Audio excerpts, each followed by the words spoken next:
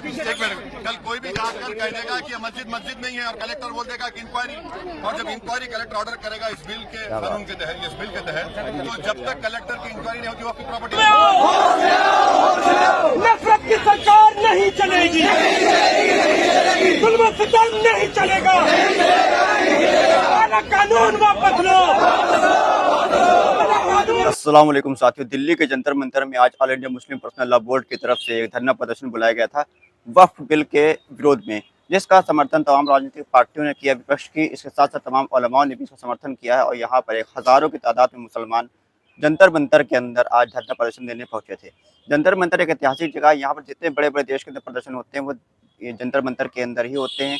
All India Muslim Personal Law Board की 2017 के अंदर आखिरी प्रदर्शन किया था 3 तलाक के मामले पे, लेकिन इतने साल के बाद all India Muslim Personal Law board ने ये फैसला किया है कि वक्फ बिल जो आ रहा है इसके विरोध में हमें प्रदर्शन करना चाहिए, सड़कों पर उतरना चाहिए।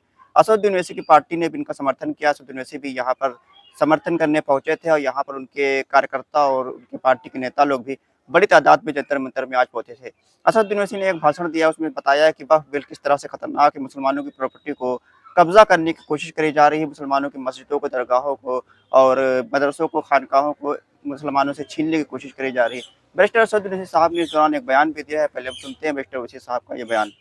India Muslim Personal Law board हज़रत मौलाना खालिद शैखुल्लाह रहमानी साहब के नशीन व तशरीफ फरमा, कौम और मिल्लत के तंजीमों के जिम्मेदारान, मेरे साथी अरकान पार्लिमान, दीगर सियासी पार्टी के जिम्मेदार, मोअज़्ज़िज़ हाज़रीन इकराम, बुजुर्गान कौम और मिल्लत, मैं इस बात के सामने ये अर्ज करना चाह रहा हूँ कि नरेंद्र मोदी की हुकूमत वक्फ बिल को लाकर कानून बनाने की जो कोशिशें कर रही है, उनका मकसद एक ही है कि इस मुल्क में अमन को खराब किया जाए।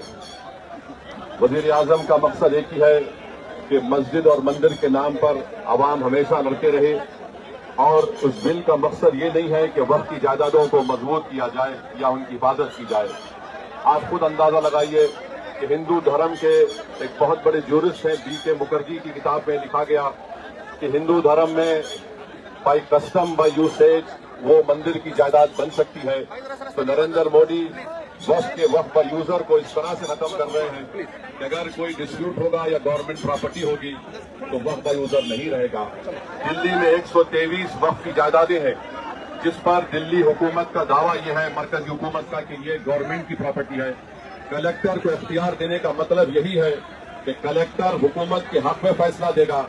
जिस मस्जिद के इमाम हमारे भाई मौलाना मोहिबुल्लाह नदवी साहब हैं, वहां पर मरकजी हुकूमत कहती है कि वो गवर्नमेंट की प्रॉपर्टी है।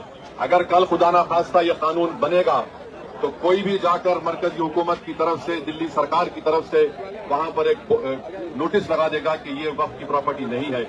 हिबा को निकाल रहे हैं, ट्रांसफर ऑफ प्रॉपर्टी में हिबा है, मगर कोई गिफ्ट नहीं कर तो ये वो बयान है जो बैरिस्टर असदुद्दीन ओवैसी साहब ने जंतर मंतर के मैदान से दिया है और बताया है कि वक्फ बोर्ड का जो बिल आ रहा है, वक्फ बिल का जो है ये किस तरह से मुसलमानों के खिलाफ है, मुसलमानों की बदगाहों के खिलाफ है।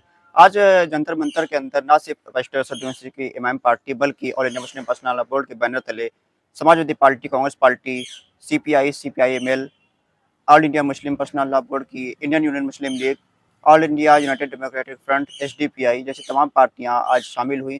तमाम पार्टियों के, राजनीतिक पार्टियों के सांसद, विधायक वगैरह भी इस प्रदर्शन के अंदर शामिल हुए। समाजवादी पार्टी से धर्मेंद्र यादव, जियाउर रहमान बर्क और अमीर जमाई वगैरह लोग शामिल हुए। वहीं कांग्रेस से इमरान प्रतापगढ़ी, इमरान मसूद वगैरह लोग भी यहाँ पर शामिल हुए थे। इसके अलावा मुस्लिम लीग के ET मोहम्मद बशीर साहब और SDPI के तमाम जिम्मेदारान, इसके अलावा आपके बाकी पार्टियों के भी नेता यहाँ पर शामिल हुए थे और TMC की तरफ से भी कई नेता शामिल हुए थे।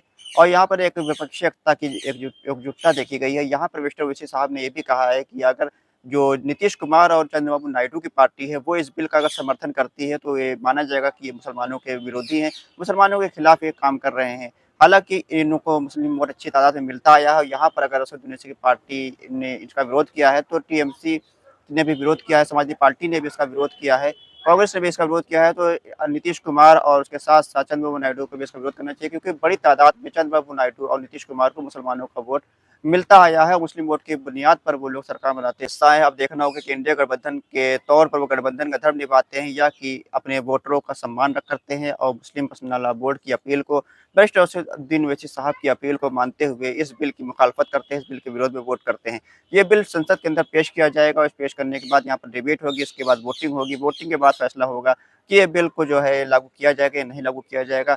इस वक्त जो मौजूदा स्थिति लोकसभा के अंदर, राज्यसभा के अंदर है, वो भारतीय जनता पार्टी के पक्ष में नहीं मानी जाती है। हालांकि यहाँ पर उनके सहयोगी के दम पर यहाँ पर भारतीय जनता पार्टी बहुमत में हासिल कर चुकी है। भारतीय जनता पार्टी को अपने दम पर बहुमत नहीं है। अब देखना होगा जेडीयू और चंद्रबाबू नायडू की टीडीपी पार्टी का क्या रद्द-ए-अमल रहता है। अगर वो लोग इसका विरोध करते हैं तो ये बिल पास नहीं हो पाएगा, अगर वो लोग इसका समर्थन कर देते हैं तो ये बिल पास होने में कोई खास दिक्कत शामिल नहीं होती। आप अपनी राय कमेंट बॉक्स में हमको लिखकर ज़रूर बताएं कि आप बैरिस्टर ओवैसी साहब ने समर्थन देकर इस जंतर मंतर के प्रदर्शन को ठीक किया या फिर जो तमाम विपक्षी विरोधता यहाँ पर दिखाई दी है, उससे क्या इस बिल को रोकने में कामयाबी मिलेगी या नहीं मिलेगी। अपनी राय कमेंट बॉक्स में हमको लिखकर ज़रूर बताइए। खुदा हाफिज़।